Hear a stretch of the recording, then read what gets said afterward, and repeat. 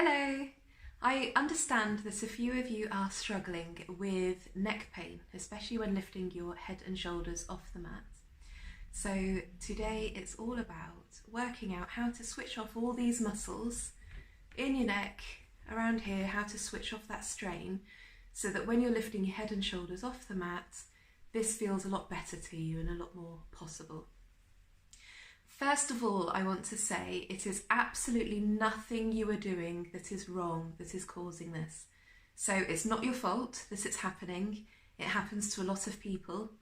I still get it even myself. So it's just something that happens and I can show you how to switch it off. By all means, keep trying these activities. But the most important thing is that as soon as you start feeling any strain here at all, you relax. Because what it's mainly telling you is that the other muscles within your body are getting tired. And when they get tired, other muscles take over. So it's something I call as faulty muscle recruitment. So usually when lifting your head and shoulders off the mat, you need to use your core muscles to do so. So you're pulling your navel back towards your spine, which enables you to kind of roll forward onto the shoulder blades. But when these core muscles get tired, and that can easily happen in a lesson, these ones, they're like this, I'm gonna help, no, it's my turn. Okay, so first of all, it's not your fault. Please rest as soon as you feel anything like this. You can just switch it off for a moment. Okay, the first thing that you can do to really try and relax those muscles and stop them working is, right, if I lie down here. Okay, please note leggings tucked into socks look today because it's cold. Okay, right, so just to start with, lie down. And feel free to either watch me or feel free to do this with me. It's completely up to you. So I want you to lie down and I want you to really try and focus on relaxing everything. So your shoulders, relaxing the shoulders, relaxing your head and your neck, relaxing your tailbone, relaxing your feet. Then you can start with lifting your shoulders up towards the ceiling and then letting them fall back down. So up towards the ceiling and falling back down, which encourages the shoulders to switch off. Or up towards your ears and then relaxing them down. And again up towards the ears and relaxing them down. So hopefully those aspects are feeling quite relaxed now, your shoulders. And then your head. So do a little bit of kind of tilting side to side and up and down. Just finding a nice comfortable position for your head, which should be in the middle. And often we bring a lot of stress into our jaw. And as soon as our jaw clamps shut, you'll be using these muscles here too. So this is where the gurning comes in. This is where you can start really pulling some funny faces. So even smiling, or doing this, bit of gurning, sticking your tongue out, any of this, just moving your face around and then letting it relax will help. And we're going to start with working out how to engage these core muscles without bringing these into play. So lying down, keeping everything fully relaxed, I want you to take a breath in. And then exhale as you draw your navel back down towards your spine. And then draw your rib cage also, pressing the back of the rib cage into the mat, drawing the top ribs down towards your hips, down towards the floor. And then release. So taking a breath in. And exhale, engage those core muscles. So you're lifting up the pelvic floor, you're pulling your navel back towards your spine, drawing the rib cage down and into the mat as well. And release. And again, breathing in. And exhale, engaging the core muscles, pulling the ribs downwards. And what you might feel is that you naturally start to want to lift these shoulders up. So trying it again, see what happens if you allow the shoulders to go up. So breathing in.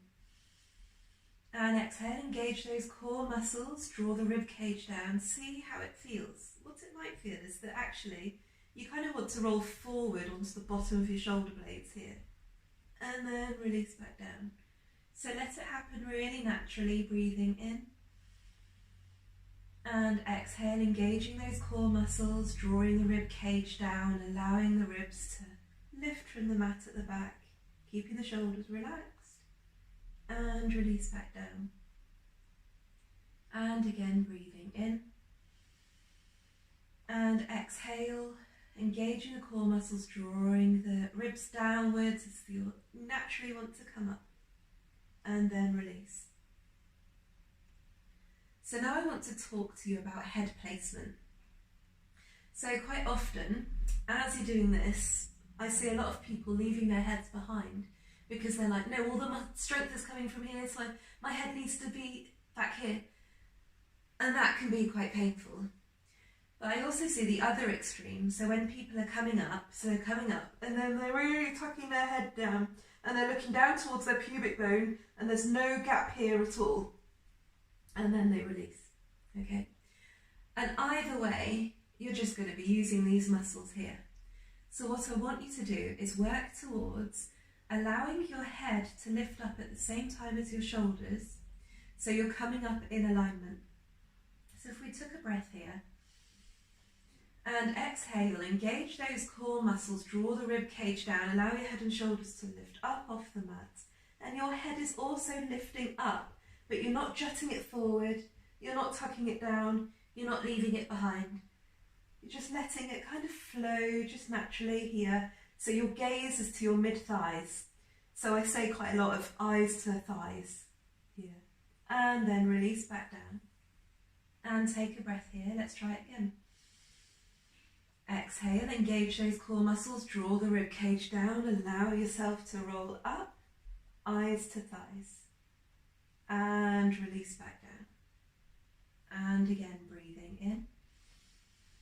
Exhale, engage those core muscles, draw the rib cage down, lifting up, eyes to thighs. And one more time like that, so breathing in. And exhale, drawing the rib cage down, engaging those core muscles, eyes to thighs. And what can also help while you're in this position to try and switch those muscles off, it's a bit more gurning. So you can grin, or you can stick your tongue out, or you can do a bit of this, and then relax, and that will help things switch off. Or you could take a breath in, and exhale, draw the rib cage down, keeping the core muscles engaged, okay? And if you're feeling tense, and if it's feeling awful, then you release back down, okay? Most important thing, as soon as you're feeling anything in here, the best thing is to lie back down, relax everything fully, reset yourselves, and try again. So breathing in, and exhale, drawing yourself back up, eyes to thighs, okay? And lower back down. And we do all sorts of different placements with our hands. So today I've been letting my hands relax down by my sides. And that tends to help because you're not using extra muscle to hold them in a set position. But I want you to try this with your hands crossed over your chest and see how that feels. Because some people find this a lot easier. So try it here. Just double checking that your shoulders are relaxed. Taking a breath in. And exhale, draw the rib cage down as you lift. Eyes to thighs. And release down. And again, breathing in. Exhale, draw the rib cage down, lift, eyes to thighs, and release back down. And again, breathing in. Exhale, drawing up, and release. And another great hand placement for your head and neck to try and release the pressure is interlinking your fingers and bringing them behind your head. So your head needs to rest in your hands. And what you don't want to do is you don't want to pull forward like that, really yanking your head forward using your hands and your elbows. So I'm always saying elbows back, and this is why. So what you're going to do is you're going to breathe in. And exhale, drawing that rib cage down as you lift your head. So you're really letting it relax in your hands as you lift. and release back down. So my elbows didn't come forward at all. My head stayed relaxed in the palms of my hands. If you've got shoulder stiffness, this might not work so much for you. So we're going to try it again. So we're going to breathe in and exhale, draw that rib cage down, eyes to thighs, keeping your head relaxed in your hands, and release back down. And one more, taking a breath in and exhale, coming back up and release. And another thing that really helps is engaging your core muscles more. So if we try it again, taking a breath in and exhale as you roll onto the bottom of your shoulder blades, you're lifting yourself up, you're relaxing. I want you to imagine, without lifting your tailbone up, pushing the middle of your back into the mat so you end up coming up a bit higher. Okay? So you're engaging the core muscles more, which stops your neck muscles activating. So let's try it. So take a breath in and exhale. Engage the core muscles, draw the rib cage down, lifting up. So keep your head relaxed. Try and engage your core muscles more and relax. And also some people find that when they have their legs in tabletop and they draw themselves up, because you're using your core muscles to keep the legs in this position here, you're using more core and so less neck. So breathing in and exhale, rolling up. You've got loads of core going on here. You're really drawing your navel down towards your spine. You're drawing your rib cage downwards and release. And again, breathing in and exhale, rolling up, keeping those elbows back. That's it. And release. Okay. So hopefully you've tried a few different positions of what you can do for your neck to try and switch these muscles off. You could even, if you've got stiff shoulders, you could try using a hand towel and holding it either side, so resting your head in the hand towel, holding it either side and bringing yourself forward like that, all in one, and back without bringing those elbows forward.